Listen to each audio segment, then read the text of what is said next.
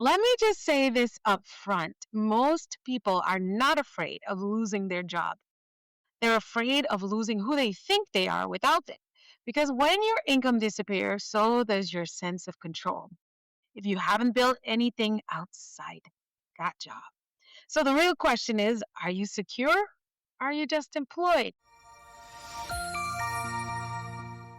Welcome to Mindset Mastery Moments, the best growth mindset podcast recognized by Million Podcasts and ranked as a top mindset podcast by FeedSpot.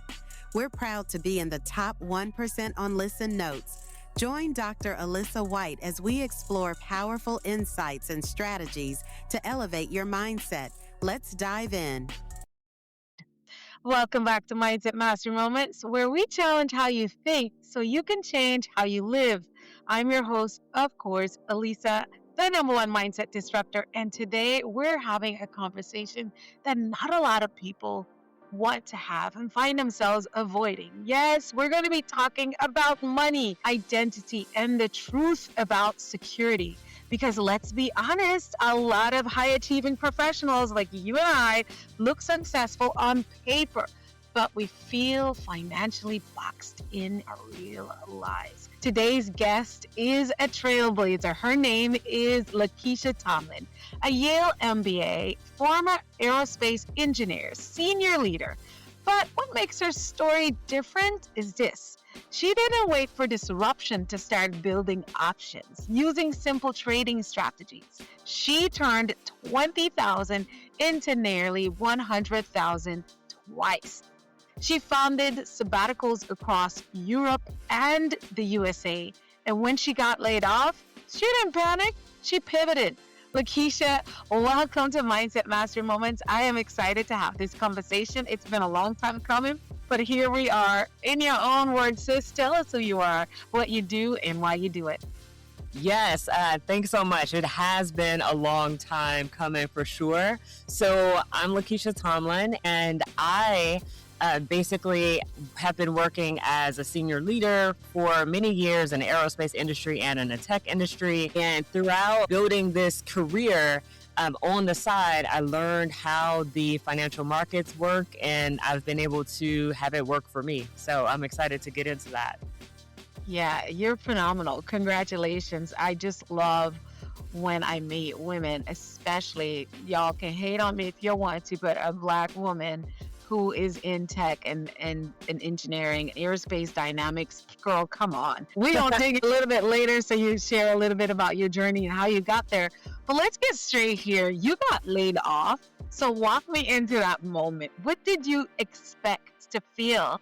What did you actually feel like? Maybe just tell us a little bit how you became an aerospace engineer. Am I saying it correctly? Yeah. That's how my career started. So let me start there, and then I'll get into the layoff piece. So long story short, I studied mechanical engineering in undergrad, and I got these two opportunities for internships. And basically, I'm from St. Louis, Missouri. So that town is known for aerospace, is also known for beer. So I got two different opportunities for internships. And I was just like, well, I'm not really interested in beer. So I went the aerospace route, and I'm really glad that I did. And that experience of just going through school, going through the internships, and then getting my first full-time job, it was a lot, but it was so cool at the same time. When I look back at this point, over 25 years is how long I've been working in corporate, because I started when I was 16 working in communications at the sewer district where I live in St. Louis, but then getting into engineering and aerospace, and basically just having so many cool opportunities over the years, getting promoted and just getting different opportunities that way as well. So fast forward many years later, last year, the company that I worked for was doing some downsizing. Basically, they got rid of the department that I was in. They broke everything up. And unfortunately, I was laid off because in that role, I was a chief of staff to a senior executive, and it was really cool. like from the standpoint of being able to learn more about the organization, understand what their challenges are as an executive team, and be the person that leads some of the efforts in order to transform the organization. So when I look back at that experience, I was like, wow, that's such a cool experience because not many people at my level at that time, senior manager, had the opportunity to see what it's really like, at the top, so to speak, or higher in the organization, and be able to take some of those ideas and turn it into something that people can actually benefit from. And this wasn't a small organization. There were 1,300 people in this organization where I was chief of staff. And there's just so many things happening, but it was just super cool just to see it from that point. But like I said, laid off. And in that moment, it was crazy because I remember my boss coming to me. So she did give me a heads up. So I'm really happy for that. Because sometimes, like, I've heard stories where they don't get that. So anyway, she did give me a heads up. And I was like, oh, okay, crap. So, I need to start looking for a job, like really look for a job. So I was looking. And for me, I'm trying to be very intentional about my next move. I'm very fortunate at this point, and we'll talk about how that fortune came, but very fortunate at this point to have not been in a position to just take something just for the sake of taking something, because I was offered jobs, but they were lower than where I currently was. And I'm like, I'm not trying to go backwards. And I just didn't want to do it. So my boss gave me a heads up. I was applying. I'd had a couple of interviews at that point. And then it got to a point where she's like, my boss, found some money. You could stay on a little bit longer. I'm like, okay, great. But then the money ran out. And then they were like, okay, we got to lay you off. So everything's just really quick. It was a little surreal. And in that moment, I mean, of course I was sad because like there were some cool people that I actually worked with, but Right. outside of that, I was just like, I wasn't concerned about the money, which, that's where people's minds go to first. I was more concerned about like the continuity in like my career because I move up and all those things. And it's like, I didn't want like another gap. But so from that standpoint, it was just more of, okay, well, what's my next move going to be? Okay, financial wise, stability wise, at least I do have that. I do have an incredible, incredible partner. We've been together for almost 6 years. So his job at that time was stable, and is stable right now, which is great. But at the same time, like I still have responsibilities, financial obligations and responsibilities that Yeah. I have that need to get taken care of. Fortunately, I want to say it was maybe like almost 4 months before I got laid off. I paid off my car. And I mean, that's a huge Yeah, it's a thing. big one. Yeah. So I paid off my car, but I paid off my car with the proceeds I made inside of the stock market. So that was something I'm like, okay, this is real. Like when I got the paperwork saying the car is paid off, all that, I'm like, it's real. It's really happening. Yeah. Yeah, exactly. And the thing about it is I've been interested in the markets for a really long time, back when I was in college, because I had a friend at that time where he told me he made something like $1,500 from some Google stock. And as a college student, that's a lot of money. So Yeah.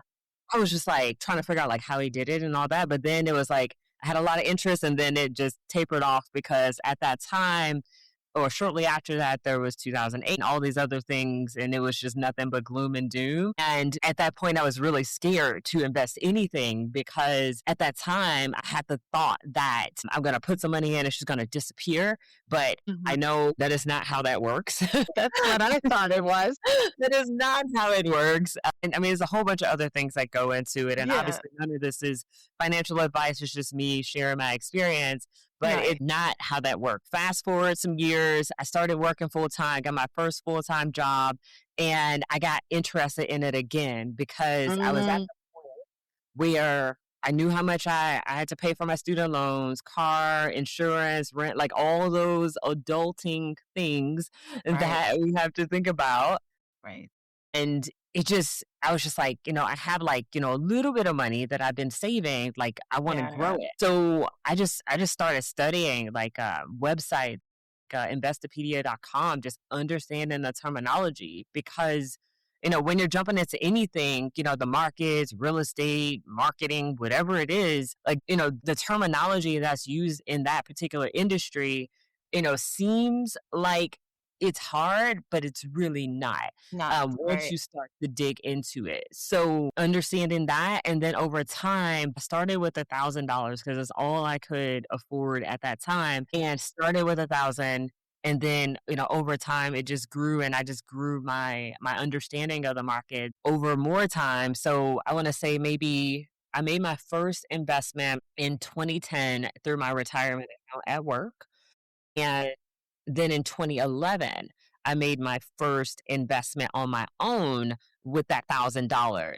It was like 2015. So 4 years later, I'd read this book from this woman where she talked about how she took off from work and she just traveled the world.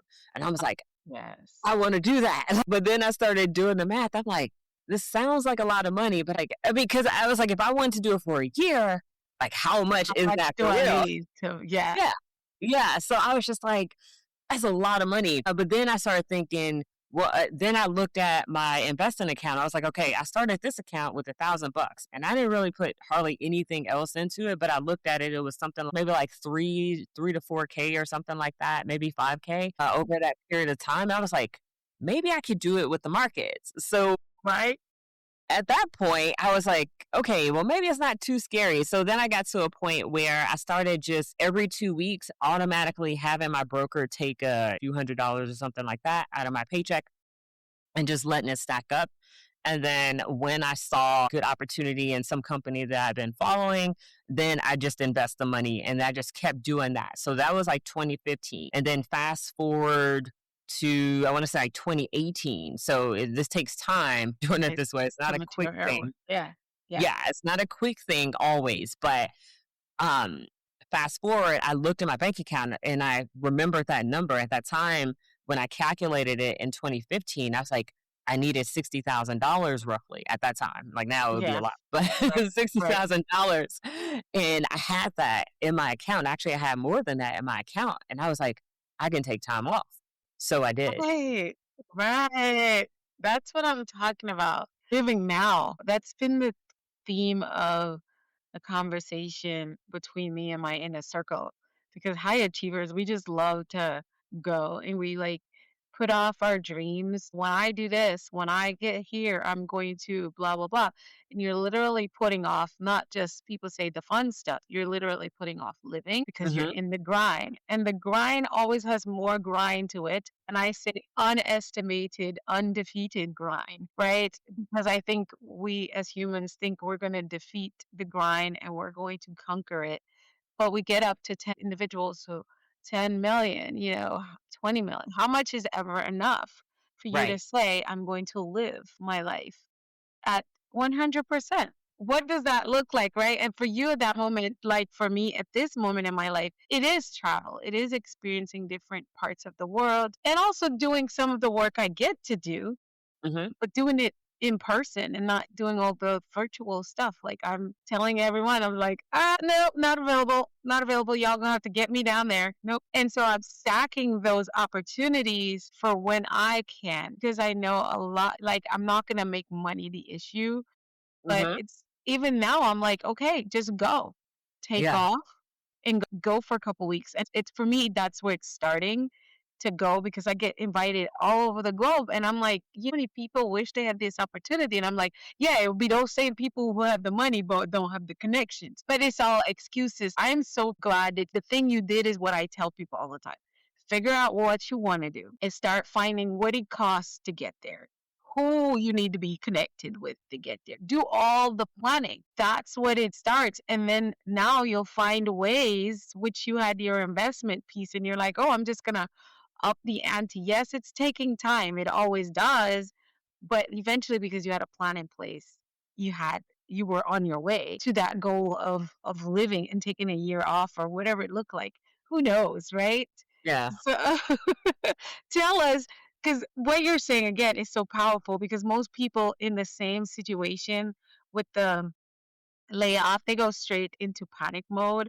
And I feel like we all do it for a moment. Like I had a layoff last year too. And I started to panic for like, okay, I waited almost a week before I allowed myself because Hmm. I was like, what do we do? Pivot, right?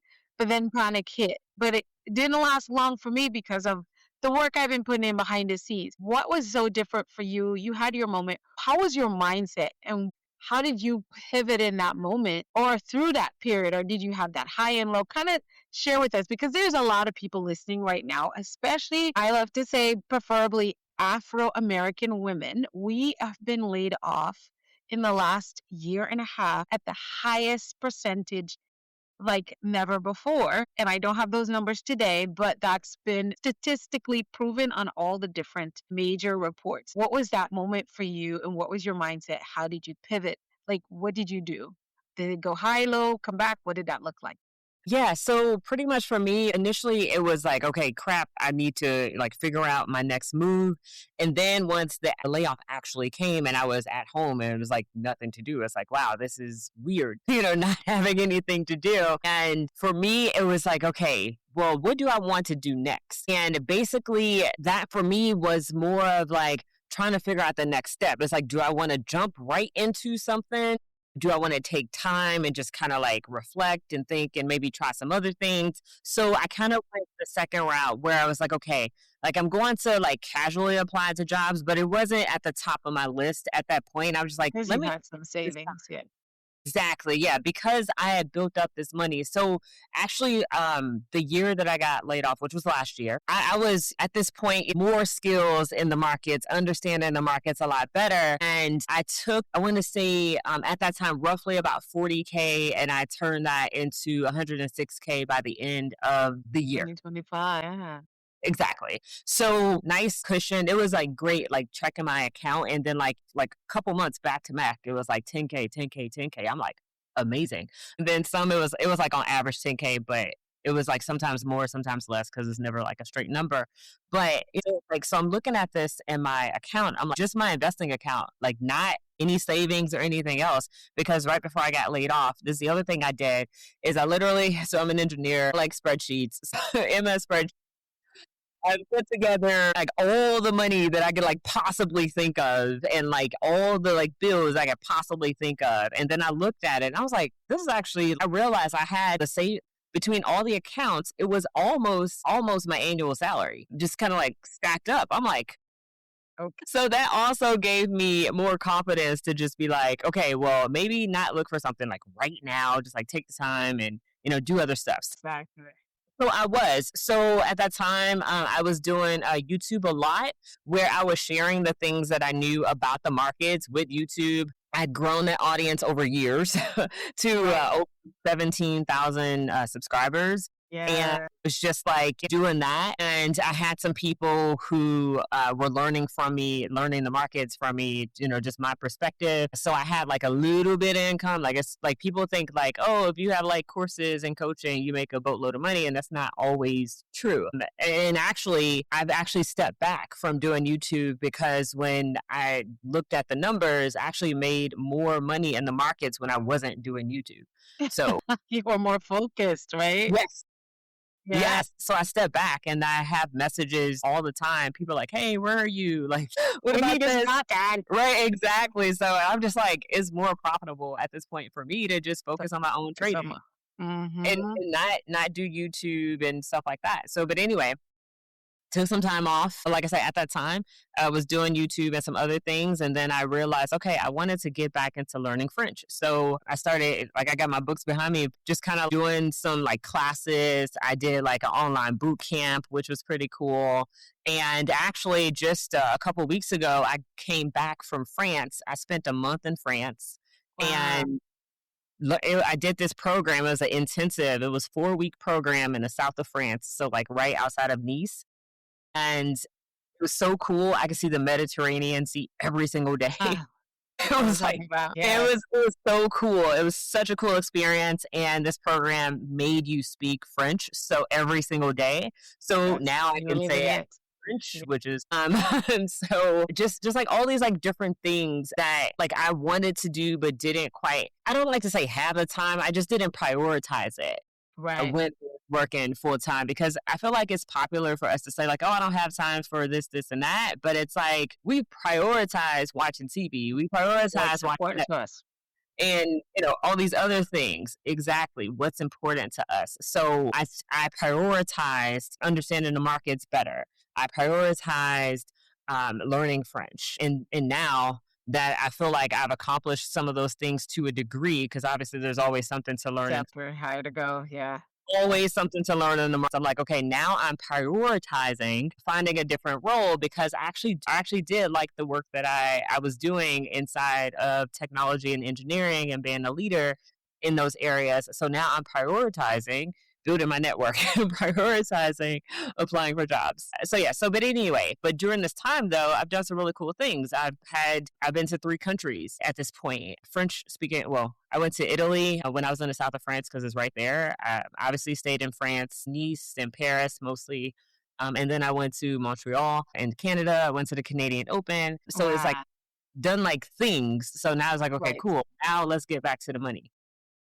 Let's see the money. Yes. Yeah, let's get back to it. So anyway, but yeah. Wow. So let's talk about this, the boxed in feeling, because a lot of people listening, they're making good money, but they don't feel free. Why do you think that is? Ooh, that is I feel like that question can be answered on so many different levels. I But know.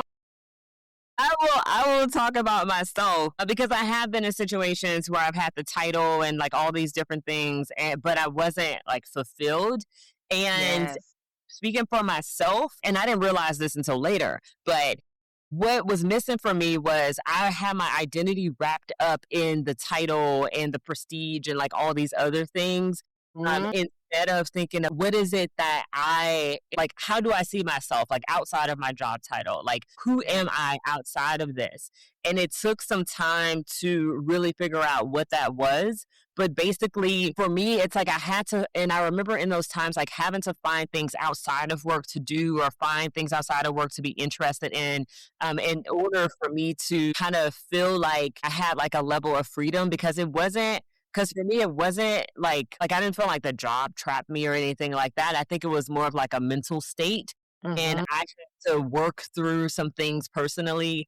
I remember at one time like going to therapy, and that's something that I didn't really grow up with. Some people mostly would just solve their problems or try to solve their problems by going to church, and that's great because that works for a lot of people. Or talking with friends and stuff like that. But what I realized is that like not all advice is good advice, and people will give you their perspective through like their own lens and their level of comfort. Oh my God. Yes. So I'm like, and the way that I think, it's been shaped over time through all my different experiences and seeing other people do things where I'm just like, if they could do it, I can do it as well. And just basically over time finding a way to be comfortable in the decisions that I make and stick with things. Just to kind of like give an overview here. Like I used to be the type of person where I want to ask a whole bunch of people for their opinions. And then I realized at some point that what I want to do is seems a bit scarier or it seems more elevated than what other people Yes. really want it for their lives, if that makes sense. Yes. Like just to give a simple example, I remember earlier in my career, I knew I wanted to go into management, and some of the people that I was talking to, like some of those people were in management, but then there were also people who were my peers who were engineers like I was, and at that time, and they had no desire to go into management at all. So of course, their advice is going to be like, "Nah, I rather just, you rather just, stay here and." Keep doing your thing and just live your life. Okay, it sounds great. But that's not what I want for my life. I want to do more. And then talking to some of the managers, it was really cool talking to them and getting their perspective. And then I realized that I hit a ceiling there. So then I started talking to people who were above them and above them and above. Mhm. I was like, okay, like I'm getting the full picture here. I'm understanding like what it actually takes to be able to get to these levels, to achieve at these levels by having elevated conversations with people in positions that I want to be. So over time, like that just really shaped my thinking. And so Yeah. now when I talk to people, it's like it feels easy and comfortable to talk to people who are at your same level or maybe even one level above. But like Yeah. I'm to go like 5 levels up. And Exactly. it's not just a corporation thing. It's like whatever I'm trying to do. It's like I'm talking to people who've been in the trenches, who've done the work, because they fully understand this stage that I'm at, and they're helpful in terms of like wanting to help me. But at the same time, I do not have the expectation that anybody owes me anything. I don't have the expectation that just because I reached out to them that they will respond, because Exactly. people don't have to do anything. So my whole thing is Right. just like, if I went that way and it didn't work, okay, what else could I do? What else could I do? What else could I do? Basically, it's just Yes. this constant, persistent desire to move forward. And just and somehow I believe our brains figure out how, like, what that next move should be, and we just got to be persistent, and it's going to be hard. It's, I mean, even like going, I mean, anybody who's applied to any jobs here lately know that it is a grind. Yes, it is a full-time job, doing it, finding a job, and it's a numbers game. It You is. apply for 10,000 jobs and you have at least 10 good shots. I mean, that's exaggeration. I don't have any numbers to prove that, but it seems that way. Yeah. And I love what you said. One of the things that Dr. Kareem R. Ellis says, he talks about vision, strategy, mentorship. And I feel like when you talked about not being boxed in, is staying out of your being to be outside the box of, oh, this is where I belong, is always going to be what's your vision. And the strategy you said was, hey, always pivot, always saying, how can I talk about the how can I mindset a Yeah. lot in my work. It's okay, this happened, it's not what I planned, couldn't perceive it. Or, you might not plan at all because you couldn't see it coming. Here it is, here you are now. How can I, where do I? It's always how can I? And so once you keep asking that question, you'll get through that next thing. Some things you have to leap over, some things you have to go through, some things you have to get under, but it's how can I? And the like you said, those answers to me always come because you're asking and staying in the frequency and in the currency of the flow of what it is you say you want, Hmm. right? It's what you say you want. It's not what anybody tell you you should have, because a lot of times sometimes that's a mismatch with our actual true desires, and that kind of blocks things up for us. And then that third piece is getting and reaching outside your comfort zone for resource people, which is that mentor. And a mentor, I tell people, a mentor can be via YouTube, like your channel. You were offering mentorship through this. This podcast offers pretty much mentorship. Sometimes you could listen to someone for 10 minutes and what they say unlock your next level. That's why seeking knowledge and asking the right questions and putting yourself in the right positions do matter. And I obviously, one of the things I learned, and I tell people, like, as a person who's called to serve people from all demographics, one of the things I have to be intentional about is deliberately being in spaces and places where I am not the lead and I'm not the person who knows everything and I'm not the one offering mentorship and I'm not the one offering strategic outputs. I have to be so deliberate because my time will get consumed with just serving people.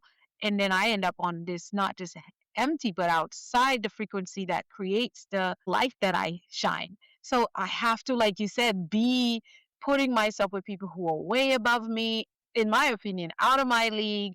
And Yeah. one of the things I would say a lot of times I am fortunate, and because I do spend so much time, and believe it or not, even 2, 3 hours a week of podcast guesting and having conversations is a lot of time for people like you and I.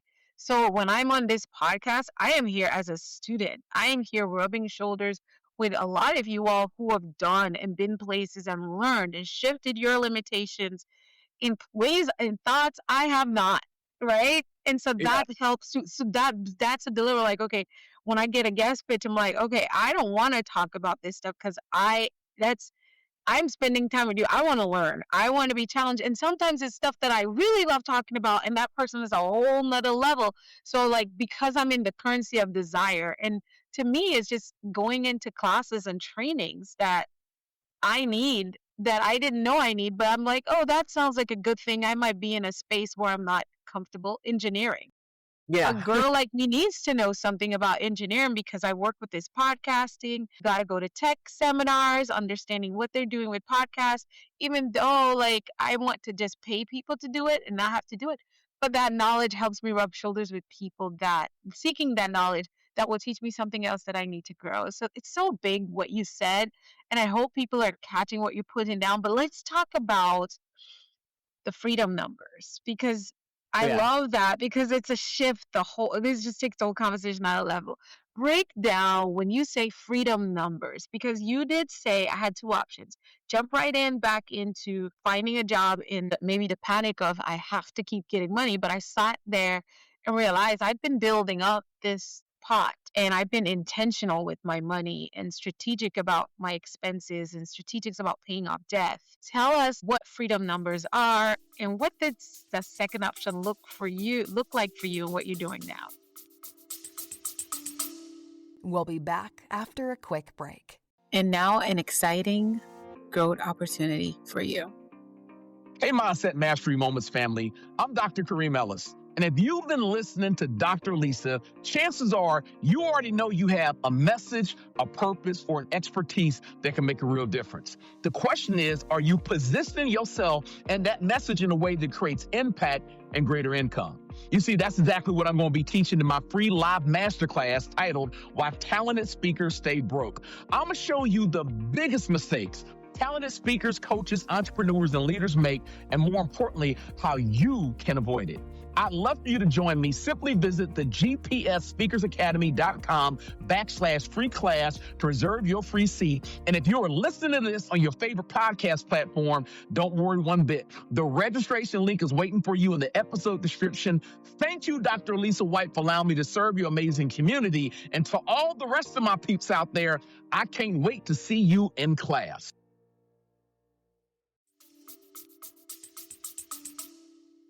Yes. So in terms of the freedom number, so the way I define it is that it's a number that helps you accomplish something. So for instance, earlier when I talked about the $60,000, that was my freedom number to take a year off from work and travel. Then later I had this same strategy of taking a little bit of money from my paycheck and having it every 2 weeks taken out and put into my brokerage account. The brokerage account is what allows me to buy stocks. Sometimes I had to alternate between savings and stocks, but basically, I figured it out and, just kept this habit for over a decade.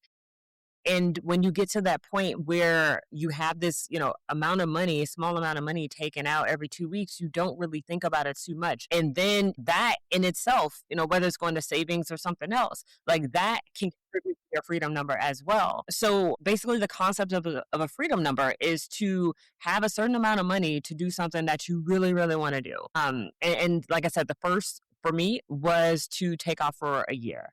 And then over time, like I wasn't anticipating this layoff or anything like that, but that, freedom number, like I had a freedom number or a figure that I wanted to hit. I wanted to finally hit that 6-figure mark, because in the beginning you talked about how I was able to take 20K and turn it into almost 100K twice.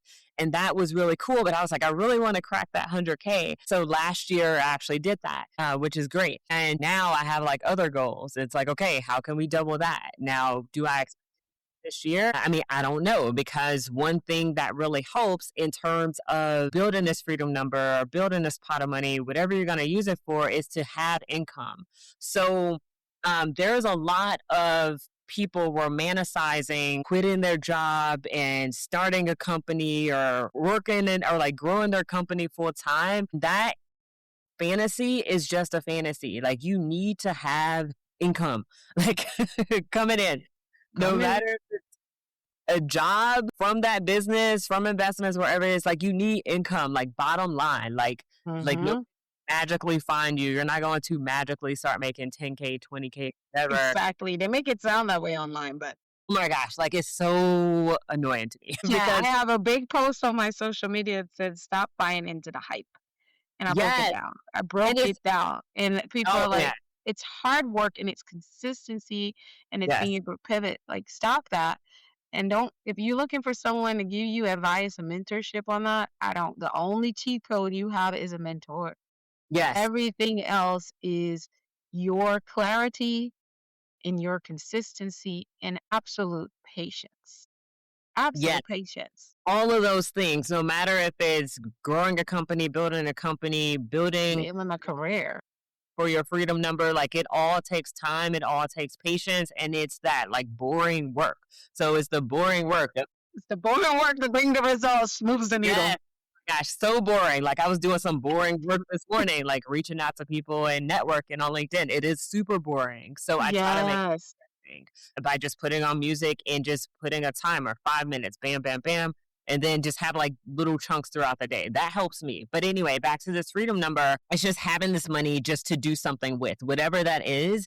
And I tell people like go crazy. Like do not put limits on yourself. If you want to take your family on cruise through the French Riviera, put that money aside to be able to do that. Like whatever you want to do. My Like goal is taking all my family, my girls and my women and girls in my family in a private jet and have a girls trip. I haven't decided where yet because we're so yes, all of something it. like that. Like just go crazy because I feel like a lot of times like it's easy for us to just like play it safe and because everybody else is doing boring stuff like they're Yeah, that's why I stopped looking at the internet too much for ideas and tips because it just limits my imagination and it also tapers my desires into something like I didn't. It's like, oh, I never thought about.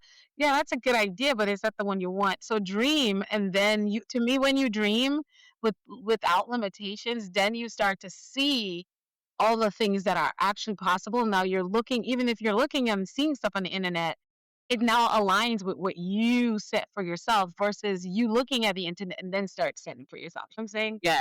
Yeah, yeah, exactly. Yeah, it has to come from you because like for the things that I've wanted to do, and there's so many other things that I want to do as well. It's like I may see something that sparks inspiration, but it's like, okay, like what does my version of that look What like? that look like? Yeah. Yes. And just I mean, because when it comes from inside, like I feel like you work harder to That's right. Because it's a line. It fully aligns. It's not now you're looking like, feed me. What do I do next?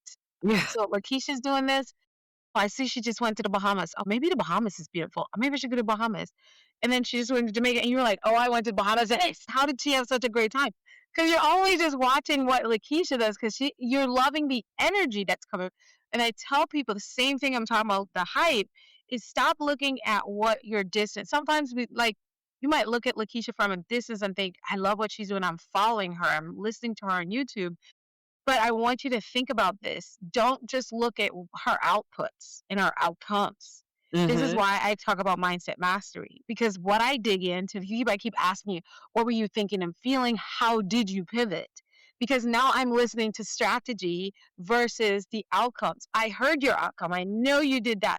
But now the mindset behind what you did is what will help me become a tool in my toolbox that I can use versus thinking, looking at Bahamas, French Riviera, Paris, Nice, like that's output from a certain way of thinking, being, and doing the boring stuff, right?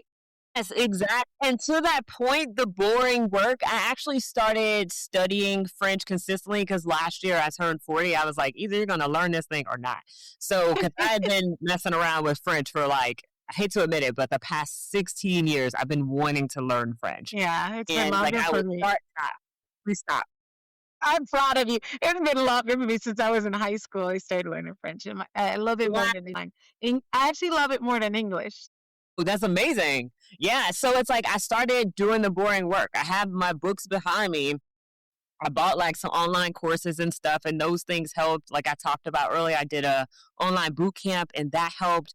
But like having all this like boring work and things that I did before, I spent a month in France, in the south of France, speaking French. Like all of that stuff helped because I felt like it helped me get placed in an intermediate French class. So that way it helped me be able to acquire the speaking skills that I desire much quicker. And then, of course, or one thing that I did after class most days, not every single day, but most days, is the vocabulary that we went over for the day. I would write it down or I had the notes or whatever. I was putting it into like the flashcard app and just quizzing myself after I did my homework or before I went to bed. And it's to like reinforce the language. So Yeah.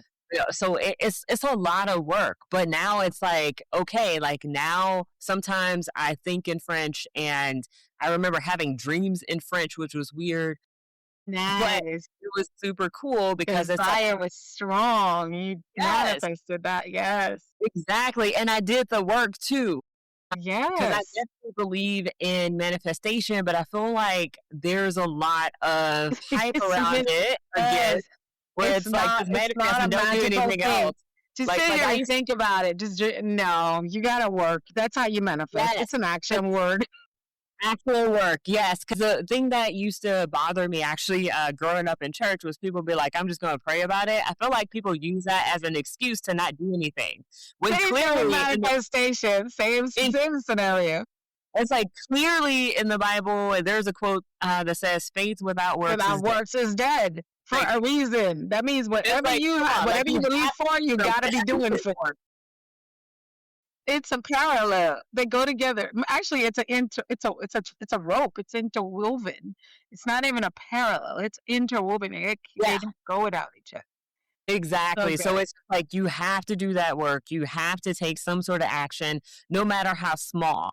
And like I said, it was like with the French, it was me doing some self-study, and yeah, that was super boring. And I was working at the time too. So I was doing this after work. I would spend like an hour or so listening to things, doing some homework because I bought this online course that really helped out a lot too. And then what was the other thing? So then, like now with the job search, now that I'm intentional and I know what I want, because it took me some time to figure out like where exactly I wanted to go because I've done Yeah. some really cool things, and it's just like, what do I want to do next? So I got very intentional. I focused on the area I want to go in, and now I'm just doing outreach. And most people don't even connect on LinkedIn. I'm not even gonna like sugarcoat it. No, I'm It's not like gonna lie. I can't keep up. It's just too much. But I have to, and I must prioritize those connections. It's so your network, all interconnected. And that's how you find that next mentor, the next colleague that you can take things to another level with your impact. And also, the first thing is impact, is how I'm impacting. Because when I impact, I create influence, and I'm able to create income as well in that specific that order for me. Yeah, it's like it's the boring work. It's like if you want to, like for me, like I said with the job search, like it's applying to jobs, like all these questions that they ask at the end. I'm like, why are you asking me like, which gender am I? Like, come on, stop asking me that. And like it just I the time. And then too, it's like, okay, so I'm doing the applications, I'm networking, and I send out on average like every day I want to say about 10 to 15 connection requests, and most people don't connect. So yeah, it's so I that's was like a saying we really don't. yeah, exactly. And I get it, but at the same time, like it's again, it's a volume game Yes. because like Yes. I need a list of companies I want to work for and things I want to do, and basically there's literally potentially thousands of people that I connect with, but I just have to do it over time. Oh my God. But what that has gotten me in the past, I want to say almost 4 weeks that I've been doing it, I've gotten some meetings with some executives. I learn things about their particular industry. I learn about the problems that they're trying to solve, and that helps me position myself as a better candidate. And the more conversations and people that I meet, even if 1 in 10, 1 in 20 people accept my connection request, Yes. somebody is going to accept it. Somebody Yes. is going to say yes. Somebody, yes, because people do business with those who they know, like, and trust. So you're building the likability and the trust factor, and that's how you're gonna land and secure that role that you're looking for, and that Yeah, network that you want to have. It might just be 5 people after you reached out 500 people. Perfect. exactly. That's the 5 you need. That's what people don't talk about because people just like, oh, I'm just gonna send like a handful of requests. Oh, nobody accepted my connection requests. Like, and then they quit. It's like, no, you need volume. I've Yeah. heard so many times from other people. Like, for instance, there's this woman that I follow, but she's well known in the investing space, not stock market, but like investing in founders. Mhm. And her origin story was that she was homeless and she knew she wanted to start this fund to support these entrepreneurs, mostly women, people of color, etc. But she said she sent out 100 handwritten or not handwritten, but email like custom emails to these people who could potentially invest in her fund. She said she sent out 100 emails over the course of like some months because she had to like find the person, find the email, like all these different things people don't talk about. But she sent out these messages in one person said yes, and one person wrote her a check. I think it was for like 20,000, 25K, something like that. But she had to send Wow. all those emails and get all that rejection for that one yes in order to be able Yeah, to fund. that's it. I could Yeah. tell you, I have many stories of the same, and people are like, "How did you?" And I'm like, I stayed consistent and I never gave up on what I wanted. And that's it. That's literally what it is. You become so laser focused. Yes, learning and figuring out what structures you might have in place and need to pivot those, but the focus Hmm. and the outcome never changes. The way you get there might, but you have to stay that consistent. I love it. That's the part a lot of people don't face. And so let's talk about what you determined you wanted to do with this next chapter and how you're doing that and who you're serving and what you're looking to do in this next role that you're looking forward to.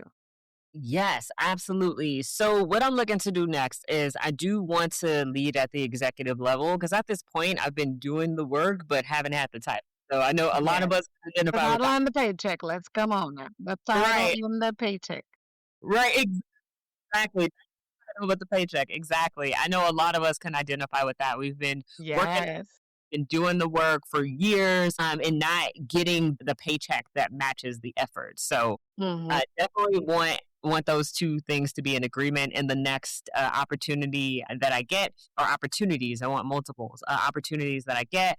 And then the other thing that I'm doing is currently I'm writing a lot on LinkedIn about leadership and growing technical, or at least creating high performing teams, just because in tech, in engineering. And I mean, that's the world that I know, but I've seen a lot of different things. And like I talked about earlier in this conversation, before I got laid off, I was a senior manager working as a chief of staff, essentially Yes. for a senior director. And I got to see a lot of things. And that Yes. gave me a lot of insight as to some of the challenges at that higher level. Cause at that point, well, that title is two levels up from where I was.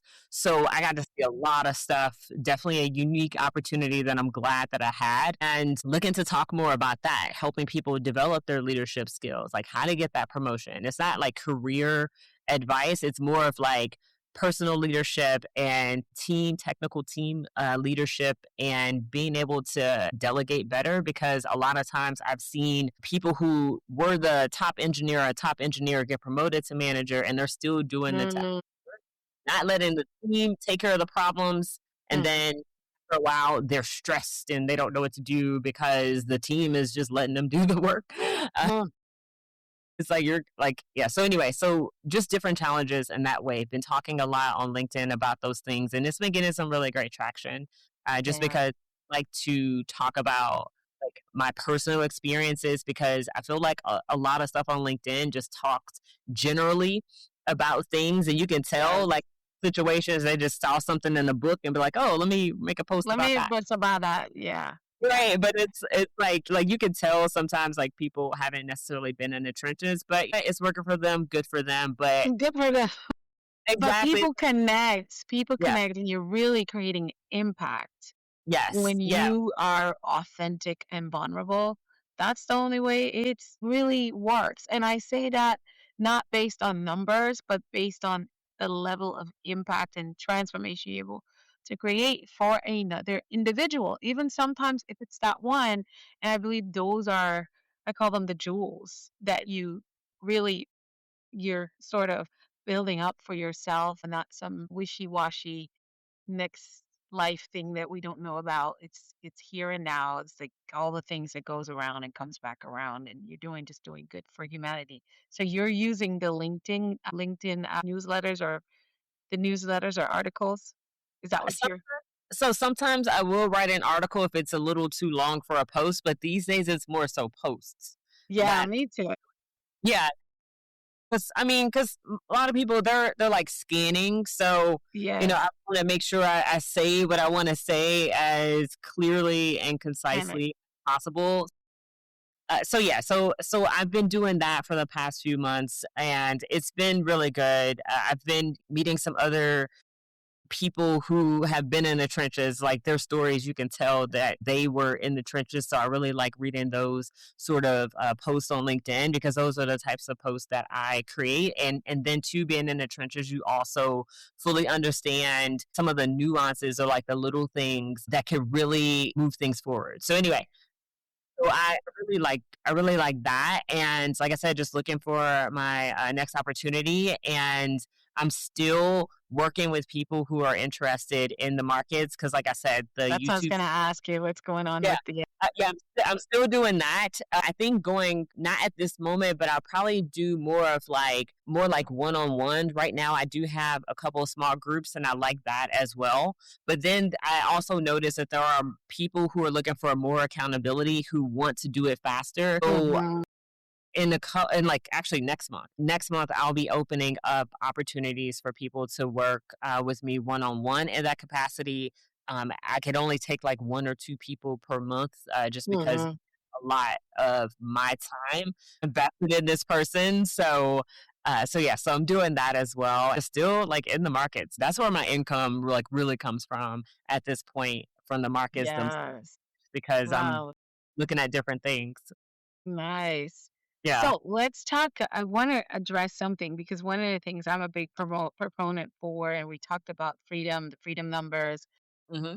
and creating a life that you love. And I always say now, let's talk about building while you're working just for a little bit.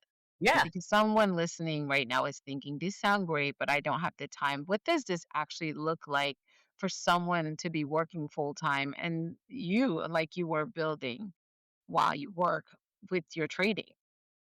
Yes. So, yeah, so it's interesting. I do hear that from people as well. And what I found from the people that I've worked with in the past, and some of the people that I'm currently working with, is that they have to actively carve out time in their schedule, whether it's before work, after work, or on the weekends. Like they have to find that. Actually, no, 2 years ago when I was working with people one on one, that was the number one thing that we started with was, okay, you say you want to do this thing. Let's talk about your schedule. Let's find some time that you can carve out, that you can commit to in order to learn.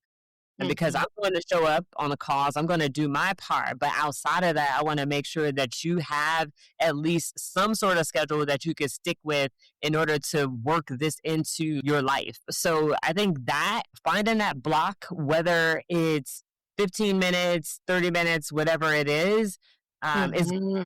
helpful for people to do, because if not, you're just wasting your time, to be honest.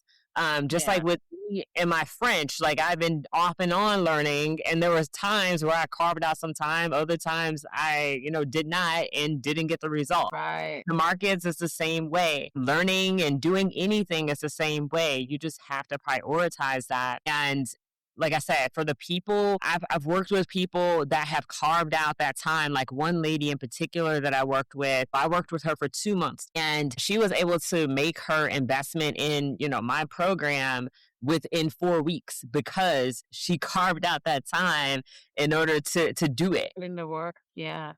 And she was someone who was asking questions. She could message me and ask me questions, and I would respond, and that helped her. Like she was like, I'm going to dedicate this time to do it. And then she got the results, and then she made, more money after that. So that's great. I love seeing those examples, but it's because she carved out that time. And I know it's hard, but my belief is, if there's anything that you really, really, really want to do, you will find that time, even if it's nothing but 15 minutes a day during the week. Maybe you have more time on the weekends. Whatever it is, you got to figure it out. And I remember just a couple of years ago, actually just last year, what I would do is I would get up earlier, maybe like an hour and a half early, sometimes 2 hours, but more so like 90 minutes before I started work. And I would look at the markets and see if there's an opportunity for me to potentially take a trade, if there was an opportunity. So, and if there was no opportunity, I was reading articles, I was looking at the different companies I was focused on, and like all these different things, because even though there was no opportunity to make an investment or take a trade in the market, I was still learning something about the market in that time before work. And then after work, I would like the market would be closed and then I would look at what happened and like, okay, this position did well. Okay, great. This one didn't do so well. What happened? So I try to like look at news and look at other stuff to figure out what happened. So I'm Right. learning that way as well. And this didn't take a whole lot of time. This maybe took like 15 minutes. Like in the beginning, it took longer because I didn't have a system, but now I have a Right. system for when I was working and I plan Yeah. to use that system once I start working again. But basically, just having that system in order to make sure that I carved out the time in order to continue to learn. Right. Like it doesn't have to be hours and hours at a time. It could be 15 minutes. You just have to be intentional and you have to be consistent. That's the thing. Exactly. So let's talk about what is success for you now with everything you have built and what you're looking forward to. How do you define success for yourself? Success for me is more about, of course, having goals and accomplishing those things that I want to accomplish, but always not necessarily moving the goalpost, but finding new things to get excited about and having new goals and just basically just for me it's the pursuit of excellence. For me it's also the pursuit of just always just being more, just like doing things that I didn't think I could do, at least initially. It's just continuing to move forward. Like that is success for me. And also one thing I had to learn in the past few years here is basically taking time to appreciate where I came from, to Mm, appreciate the progress that I made. Because a lot of times, especially as high achievers, it's like, okay, accomplish that thing, on to the next thing, not really so true. appreciating what we just did, what we just accomplished. So, with this French thing, like now I can speak French and I know that there's other levels to this thing, but I'm appreciative of the There experience that you I go. had. Yeah. Yeah, and like all the the boring work that I did Yeah. beforehand in order to get to this point.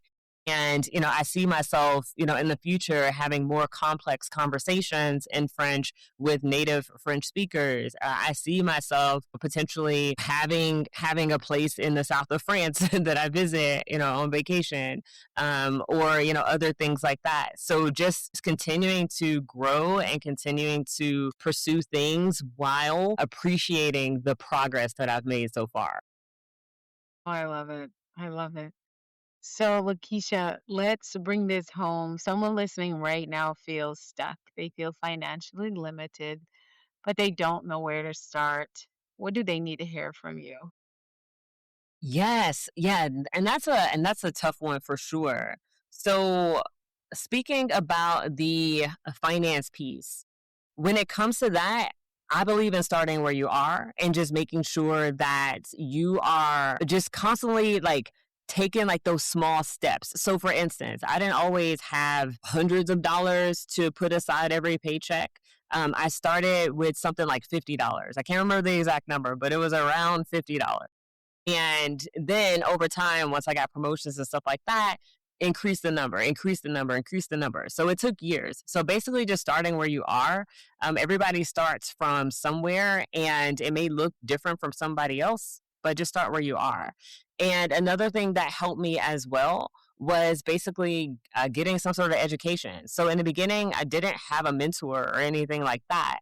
For me, it was more of reading books because at that point I didn't know about mentorship in the markets or anything like that. I just started reading books and I started with websites. Those were free. I'm talking about like high quality websites. Those were free. And then I went to books. And then later, many years later, I started to get mentorship. And I wish that I would have gotten that mentorship sooner because that would have saved me a lot of pain and heartache. But those are some of the things that I would encourage somebody to do if they're in a place where they feel stuck. Just start with the smallest possible thing you could do. If that is just going to a website and just understanding something that you've always wanted to understand, watching a video, that is going to be the next best step. I love it. You have to take those steps. And sometimes the answer are in the steps, the first, second steps you take.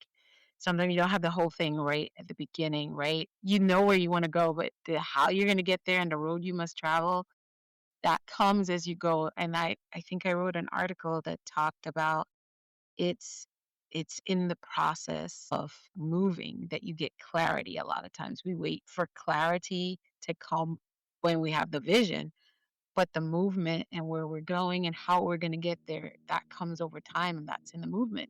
So if you sit here and wait, okay, I really want to be able to speak French. I love French. That's all you're going to be. You're just going to be wishing. Just might as well go to wishing well, put all your coins every day and see how that works for you. But if you do pick up that book, you do a Google search, you start digging into what is the easiest way to learn French, the fastest way to learn French, the most powerful way, you'll get all these different answers, and then you'll feel and know which one's right for you.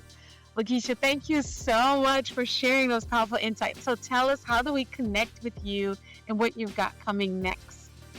Yes. So at this moment, the best way to connect with me, if you want to learn more about trading, I just so happen to be wearing the shirt today. You go to LaKieshaTrades.com and check that out. I have some really cool things there. And then as far as the leadership piece, I'm more so doing that work on LinkedIn. I post quite frequently on LinkedIn. I'm very active. So if you want to connect with me there, just tell me that you saw me on this podcast or you heard me on this podcast. So that way, we could connect and go from there. I'm really excited to continue that work because it's something that I do enjoy. I want to build strong, high-performing technical teams and leaders. I'm excited about that. I can't wait to hear. You're going to have to come back and update us in a little bit, because I know with the pace and the investment that you're making, you definitely got it. It's only a matter of time.